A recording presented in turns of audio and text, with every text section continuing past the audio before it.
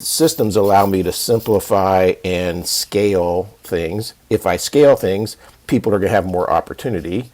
So so that people will stay in a place where they have opportunity. People will also be more happy because they're not living in this unstable environment.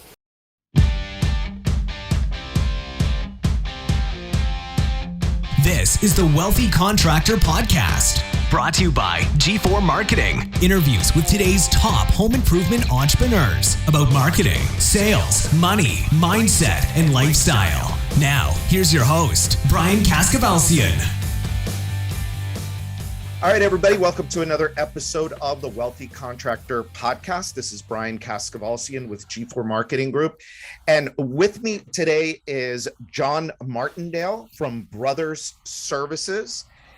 John has an incredible business, and we are going to talk about his journey.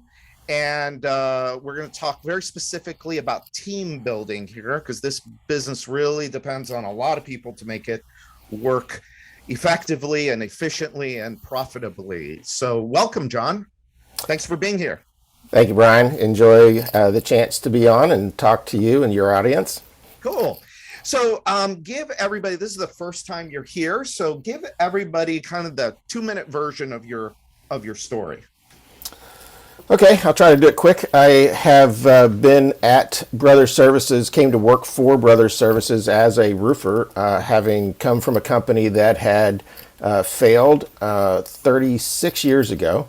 Wow. And about 6 years into that journey there, I had the opportunity to buy out the owner and took over as owner and have built it from there. That's even shorter than 2 minutes. That's it?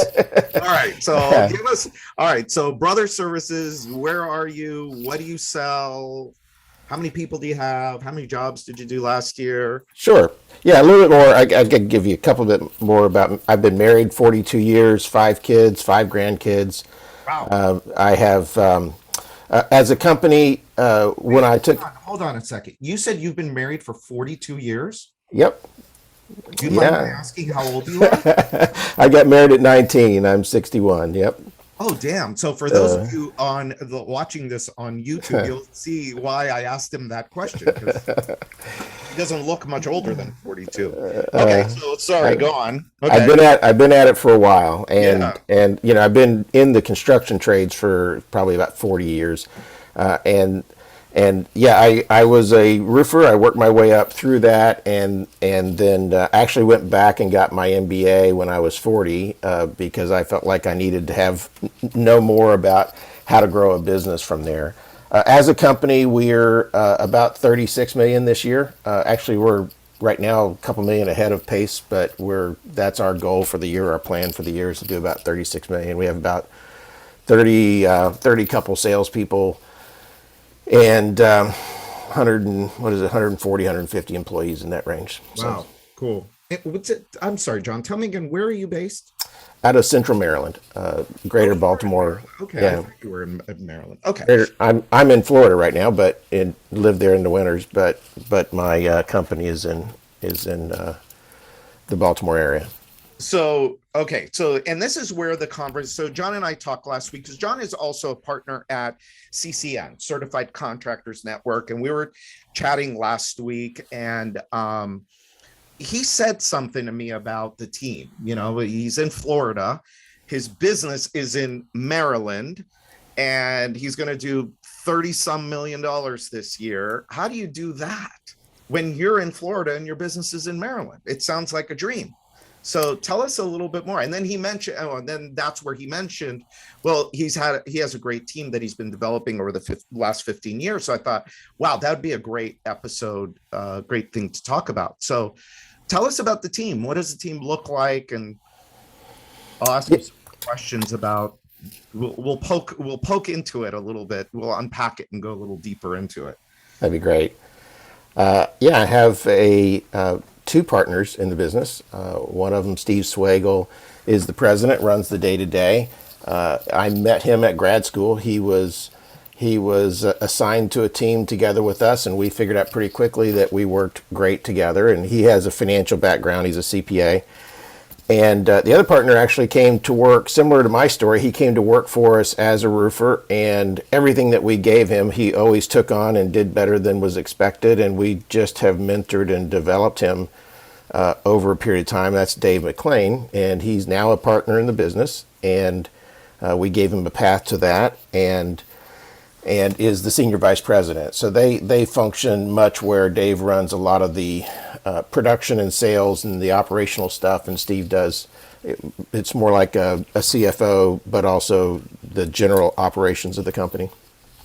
Yeah. And then beyond that, we have a strong management team, and I believe from day one that really one of the only truly sustainable competitive advantages that you can have is superior talent on your team.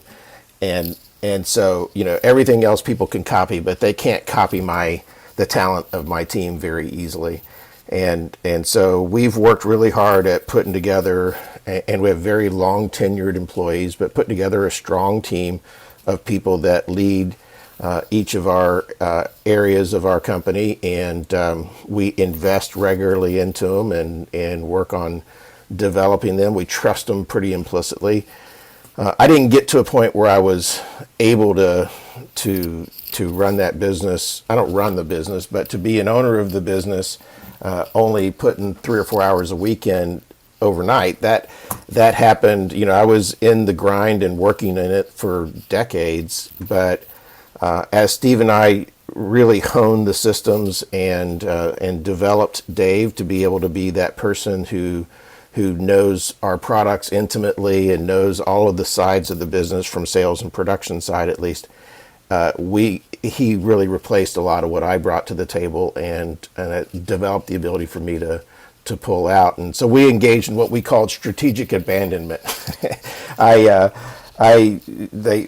thought we were ready, but it's like, hey, go take off for a month and let's see how we do. And we worked through some issues that came up, and then we did it some longer, and then 3 years ago I bought a place in Florida and I started spending my winters here. So, and it's gone great. Nice. So, it's tough. I was talking to I have two people that came right up as we were talking about teams. So there's this husband and wife, really, really nice people. They're struggling a little bit in the business. They're a smaller company, and it's just them doing everything. And I would imagine that a lot of the people listening are also, they say, well, it sounds great for you guys. You have teams and you have people that do all of that and blah, blah, blah. But it didn't start that way. It's not like you magically got this team. So let's think about it from the point of view of people that are, they're in the business. Everything kind of revolves around them, which, as you and I know very, very well, the majority of people out there, their business revolves around them. Mm-hmm. You and me, our businesses don't revolve around us, not anymore. And that's why we can go do other things. But it's tough when you don't have people, or you have just a few people, to start to bring in those people that you can trust, that you can help develop and help mentor and coach. Mm-hmm. So how did that start for you? Yeah, I mean, it gets to the point where, and I was in the fray where literally everything was on me, and you realize that you want to take part of the business that isn't the place that you're the most strong and hire someone to do it, and put in place parameters where you can hold them accountable to, the expectations and the metrics that you require out of them. So the first thing I did, I was more interested in the sales side of the business. I had come out of production. I didn't really want to get into the office every morning at 6 anymore. So I hired a production manager, and he came in. I hired one, and it didn't go well. The first one I got. I used to, it was the kind of thing, if you had a full cup of water and it gets bumped, it spills out. The first production guy that I had, any issue that hit, it spilled onto me. And it was just not really that helpful for me. But after a period of time, we were able to put him into a different seat on the bus, and I brought in a guy. His name is Wayne Watkins that came in at that time. And Wayne, when issues hit him, his cup kept him inside. They didn't spill onto my plate, and so I realized really quickly that he had this capacity that wasn't usual, and I began to really invest in him and to trust him and to put him in places to develop his own career, and he took over that area, which gave me the freedom then to focus in heavily on the sales and the business side of the business, and just over time, eventually I hired a sales manager, and that way I was able to focus really on managing the sales leader and the production leader and then the business side of the business. And you just develop a team over time. I always wanted to grow the business. I was always passionate about growing the business, and you can't grow.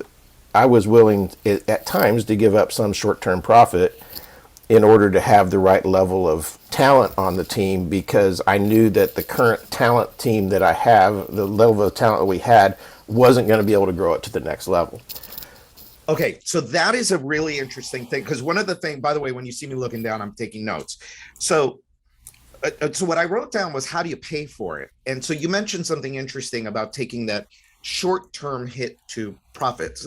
Talk a little bit more about that, because I think one of the things that holds people back is like, well, how am I going to pay for some? How am I going to bring in a production manager and pay them what, especially in this market, How do you answer that? I mean, it's a more often than not, you're going to have to take a short-term hit, and in order to then reap the reward of the talent that you're bringing in. If you're bringing the right talent in, the reward should come relatively quickly behind that. But you mentioned my role now with Certified Contractors Network. I was on the phone with one of our members, and he was in that spot where he was profitable where he was at, but he couldn't do anything more. He's all the way out at the razor's edge, and he really didn't know his numbers. And in his case, what he needed to do was bring on a controller, someone that could, and he had the money to do it. It was going to be a short-term, expense that he didn't have necessarily a way to pay for it, but he was already profitable. And so that's, in his case, that's what we talked through, was hire this controller, because when you get your numbers where you truly have the ability to see them and have visibility and clarity about what are the metrics of your business, that'll give you the ability to start investing and improving those metrics, which will give you return many times over for that controller. So it's very situational. As we're recording this, we just released an episode, I think it was number 156, with Brian Gottlieb at Tundraland. Uh-huh. And what you just said was that whole episode was about KPIs, about understanding the key performance indicators of your company. The other thing that I'll say to everyone listening is the how to pay for it is, you're going to take a short-term hit. But the reason this is how I'm taking it, John, and correct me if I'm wrong, but the reason he's saying short-term is because you don't pay for anything in your business. Your customer pays for it. So if you're going to bring somebody new on, you're sending the bill to the next customer, and then one after that, and the one after that. So when you say short term, we're not talking 2 years. We're talking a couple of months, whatever your sell cycle is, right? Or install cash cycle is.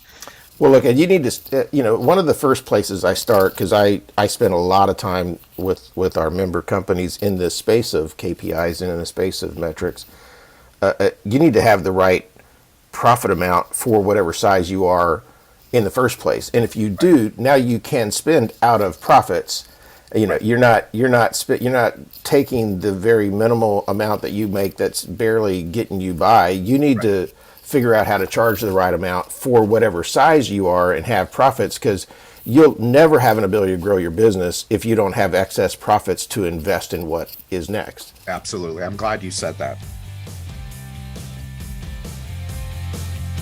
Let's pause here for a quick break. Hey, I've got an exclusive opportunity just for home improvement business owners who want to achieve permanent profitability.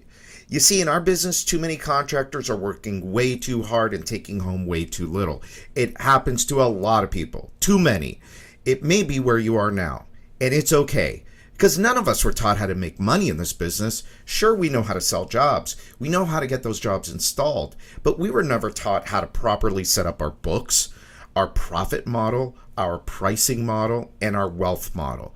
And as a result, too many owners are stuck on the hamster wheel of inconsistent and erratic profitability. This is why I'd like to invite you to our exclusive profit workshop happening September 13th and 14th in West Palm Beach, Florida. Over 2 days, you can join a select group of other business owners and transform your relationship with profitability and wealth attraction by getting a deep understanding of the mechanics of profitability and the mindsets behind wealth. To reserve your seat today, go to www.thewealthycontractor.com/profit. For a limited time, you can use code podcast22, again, podcast22, to get $300 off your ticket. So go to www.thewealthycontractor.com/profit. When you're there, you'll get all of the information about the event, plus you'll learn about our better than risk-free guarantee. Seating is extremely limited, so don't delay. Secure your spot at the Profit Workshop now. And now back to this week's episode. You talked about developing people and giving them the tools and the training that they need. Mm-hmm. What does that look like? We say that all the time, we want to develop and we want to mentor and we want to coach our teams. What does it actually really look like? What did you do? It's a lot of time. It's in the trenches alongside of people. It's processing, a after action reviews. Okay, we did this situation. There's the more formal side. Me and my partner went back and got MBAs. So sometimes it's educational. Sometimes it's books that we process together. Sometimes it's discussing deeper, concepts around the financials or around strategy or things of that nature. But a lot of it, at least in my case, has also been reactive. It's we set out with a plan, we set out with a strategy, and then life happened and things were slightly different than what we expected. And so as the people that I'm directly working with, we pull back and we have a real habit of after action reviews, sometimes formal, sometimes informal, but you're going back and you're saying what actually did happen, what did we plan to have happen, what's the gap and why is there a gap and how should that change our system because of what we learned from that situation. And so when you do that alongside of somebody and you do it repeatedly over years, there's a development that happens along the way, as well as specific planned, learnings that you might take someone through. Yeah. You said something in there that I've not heard before, and I want you to talk a little bit more about it. You said books we process together. You didn't say read. You said books we process together. Mm-hmm. Tell me more about that. I've never heard that before. I have an idea, but tell me more.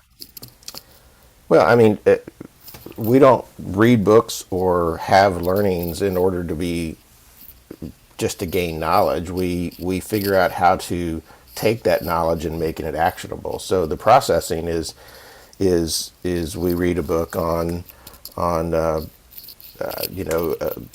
leadership style, and then we talk about, okay, how does that affect how we're doing what we're doing? Let's think through what are the actual applications of that can make us a better organization.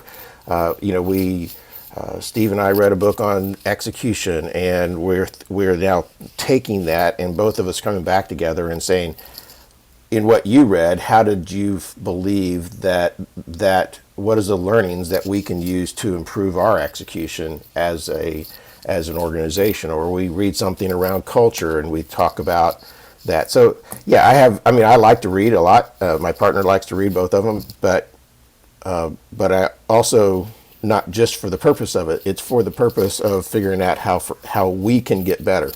So So it's interesting because I was having lunch with a client. He's become a friend. His name's Scott. He runs one of the largest window companies in Florida, in the state of Florida. And we were talking about I had him at our Accelerate event, and he was I want to be careful how I say this. I don't mean to offend anybody by the comments that I'm going to make. Listen to it as learning. He was shocked at how many people will go to events, read books, order courses, whatever, and really not do anything with the information. mhm. I know what you're thinking. This is, something you deal with too all the time. Mhm. And he said to me, he asked me pointedly, he said, of all of the people that were in that room, how many of them, he says, well, you might not know the answer to, but how many of them are actually going to take the information and go do something with it? And I knew the answer. I put up a 5. He said, if you have 100 people, how many are going to do something with it? I said 5. And I said, there's a reason why there's a 1% and a 5% and all of that. And it's interesting. It reminded me, books, the answers to what we need are in books. There's so many good ones out there about business and about all of that. It's one thing to buy a book. Well, first of all, it's one thing to be exposed and have the desire. It's a whole nother thing to go to Amazon and actually buy it, or go to a bookstore, wherever you go. It's another thing to open it. It's another thing to get past the introduction. It's another thing to get past chapter 1. And then it's a whole nother level of actually finishing the book. And then it's, what do you do with it? Yep. And it's shocking, not to me anymore, but it's shocking to people when you tell them, well, there's only a small percentage of people that'll do anything with it. We're in Gainesville this last weekend, and just real quick story just to prove this point. I mean, it blows my mind. So we go. There's only one real nice hotel in Gainesville, and they have a great bar there. And there's a bartender there that's amazing. We drink old fashions, and he makes one of the best old fashions we've ever had. And so my buddy and his wife are there. My wife is getting ready in the room. So I go down to the bar and I meet him. I had completely forgotten about this guy. My mind was on, I don't know, something else. I'm walking up to the bar. The guy not only recognizes me, but he remembers my name. I sit down. He knows what I want to drink. And he tells me, oh man, he reminds me that I sent him a book. I had completely forgotten. And we do this, we'll meet somebody, we'll talk to them. If we see that they're ambitious and they're hungry, we'll say, hey, here's a book recommendation for you. And if they're more interested, we'll say, hey, I'll send you a copy. Just give me your address and I'll go on Amazon, I'll order it and I'll send it to him. Apparently I did this with this guy. I forgot. And so I wouldn't have done this 10 years ago, but my first question to him was, well, did you read it? Mm-hmm. And he said, well, what'd he say? He said, well, I got through the first chapter. Mm-hmm. So wait a minute. So when we talked, you told me I want to improve my life, or I want to improve my business. Yep. I made a recommendation, and I even bought it for you. But you only got to the first chapter? So it's that's why when you said that, process the book, and why I'm beating this up is because we say it here all the time. Success leaves clues. You can find the clues in books. You can find the book at CCN, Certified Contractors Network. You can find them at Accelerate. You can find them here on the podcast. But it's what you do with it. And this idea of processing. Wow, that's really good. So it's not only are we reading the book, but what did we learn from the book, and how can we execute on what we learned from the book? Absolutely. It does anything that we learn there improve our systems? We're very big on systems throughout our organization. It's if there's something that we do over and over again, we should figure out how to be great at it. And the best way to be great at it is to have, a repeatable system that we follow. And when it breaks down and we do an after action review on it, we figure out, oh, here's this way that we can improve this system. And that way we don't have to go out and practice on our customers and every time it's a new experience for us. Yeah. We do this all the time. We should be great at it. So the system is, and having systems and having a habit as a culture of learning from our mistakes, or learning from other people, or learning from books, and taking that learning and applying it into our systems is a core habit of ours. What is the correlation between keeping, not just finding, keeping good people and having good systems and processes in place? Well, I think there's a strong correlation. It creates clarity of expectation. It creates, when I have a system and I have a predicted outcome of that, I also have a clarity around what success looks like and what it doesn't look like. And so people don't mind complexity, but they prefer simplicity. And the more you can take things and make it absolutely clear for people, they're going to be happier. If they're living in a world in which, and how many people work for a contractor who people live on the edge of their chair not knowing if today's going to be an angry day, if today's going to be and they don't know exactly what it is that's going to set them off. So I always worked really hard of making sure that we had an absolute understanding of what success looked like, and what we're aiming at, what is our vision, what is our values.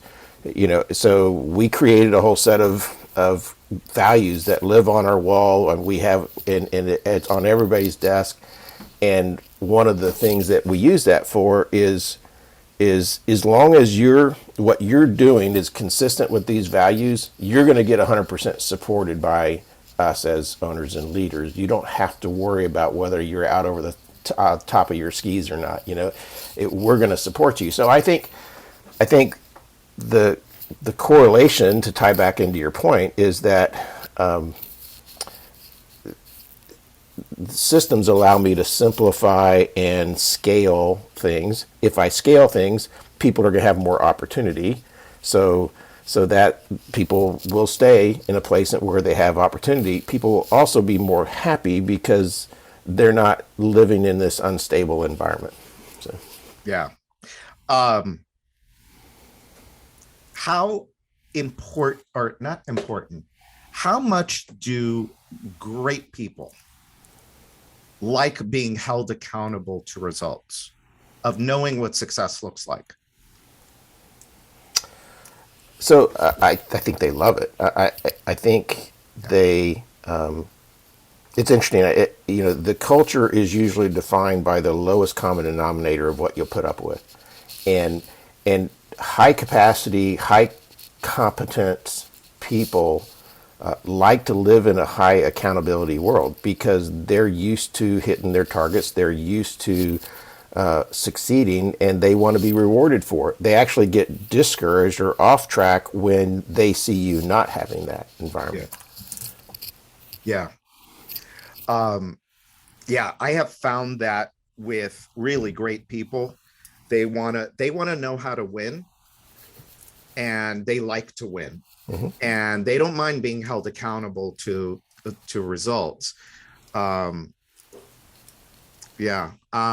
they want to know that you're also, we use terms like, hey, we're shoulder to shoulder on, they want to know that you're in it with them, and that you're also willing to hold accountable. You're not looking for scapegoats when, your plan, your strategy just was the wrong one. And I've made most of the mistakes over those years that you can make. And so I think that's the other aspect of it, is knowing that you're also accountable will make them want to rise to that as well. Yeah. You know, one of the things that I think is our main job as leaders, as entrepreneurs, is having a vision of where the company is going. How do you, and I know you have a grand vision. Um, how do you, when you're smaller and there's just a few people, because you're the business you have today, you didn't think about this business yesterday. You were thinking about this business 30 years ago, that this is where I wanted to get to, but you were small back then. Um, how do you do it when you're a small company and there's only 2 or 3 people in the organizations, or 5 or 10? How do you get them to buy into the vision? How do you communicate that? How do you get them to buy into it?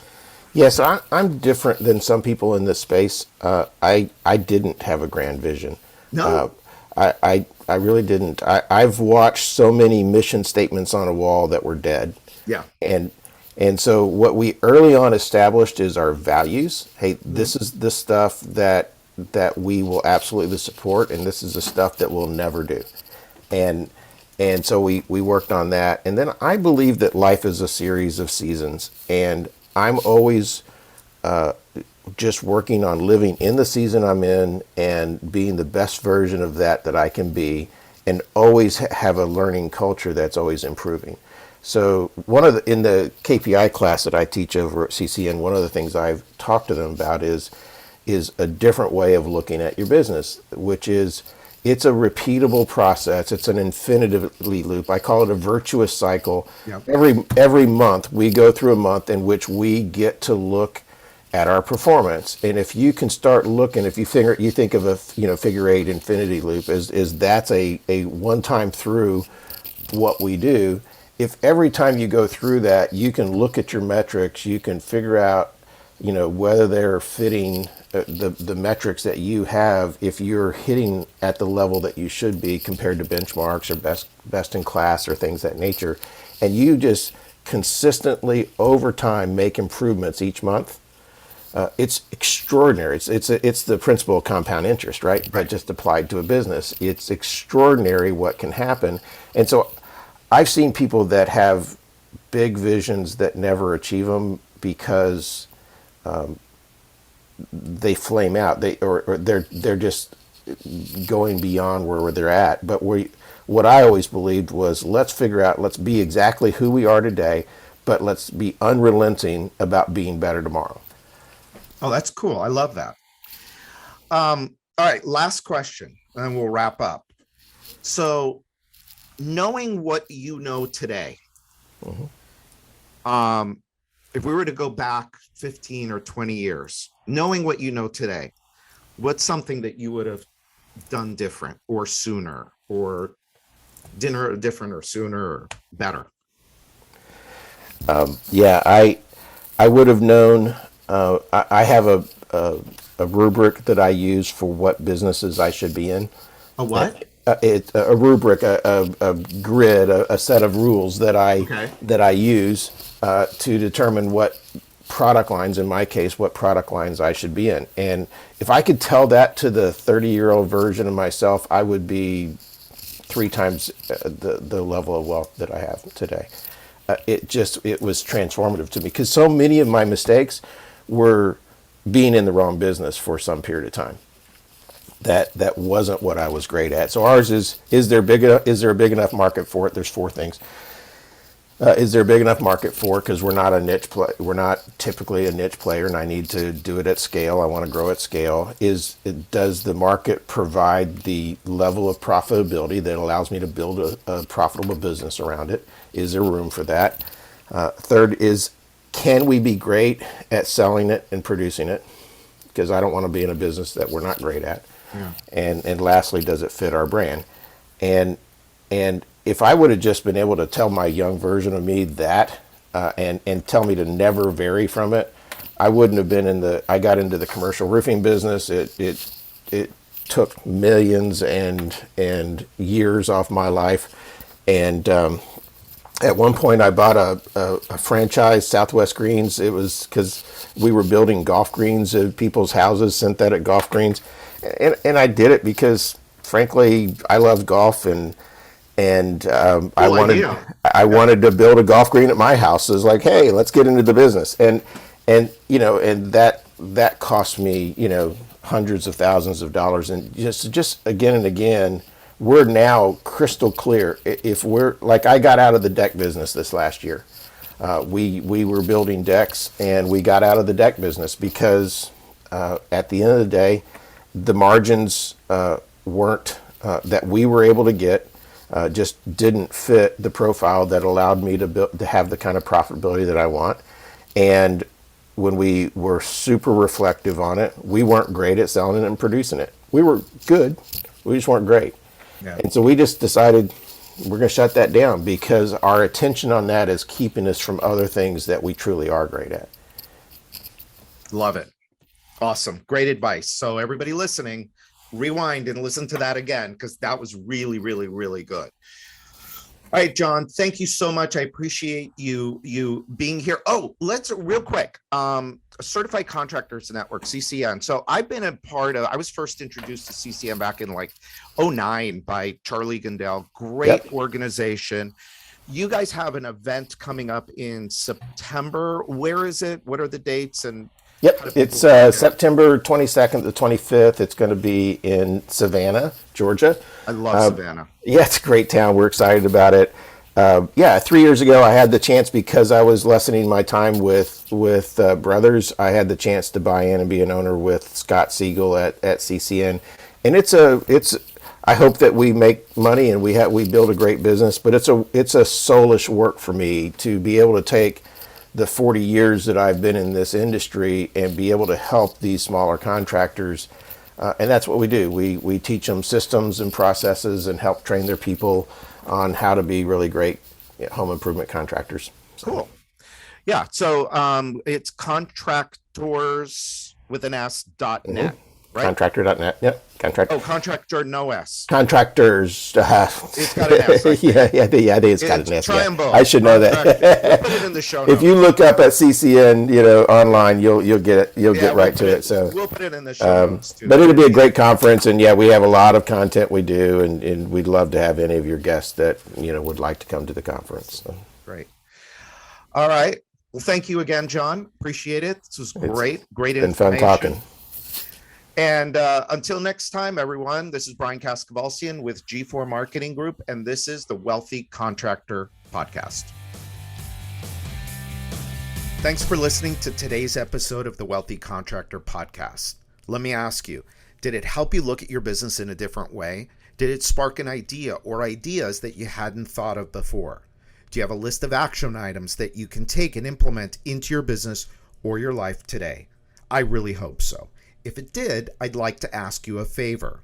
Would you leave a 5-star review of the podcast? By doing so, you'll help other contractors find the podcast more easily so that we can help them achieve more success, wealth, and freedom. And before you go, make sure you subscribe to the Wealthy Contractor Podcast so you get access to the latest episodes as soon as they're available.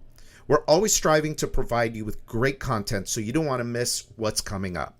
In fact, if you haven't already, make sure you go to thewealthycontractor.com and get your free copy of my latest book, The 7 Secrets to Becoming a Wealthy Contractor. Just pay shipping and handling, and I'll take care of the cost of the book. And finally, a big thanks to G4 Marketing for sponsoring the Wealthy Contractor Podcast. For over 12 years now, G4 Marketing has been the secret back office relationship marketing team for hundreds of home improvement and home service businesses just like yours. You get the customer, and our proven system turns that customer into 5-star reviews and profitable repeat and referral business. If your home improvement or home services company completes at least 10 jobs per month, they have a solution that will work for you. To find out more, sign up for your free, no obligation, 10-minute discovery call at www.gfourmarketing.com/strategy. That's GFOUR marketing.com/strategy. Set your discovery call up today, and they'll help you set your business up for long-term profits and success. So until next time, this is Brian Cascadalcio.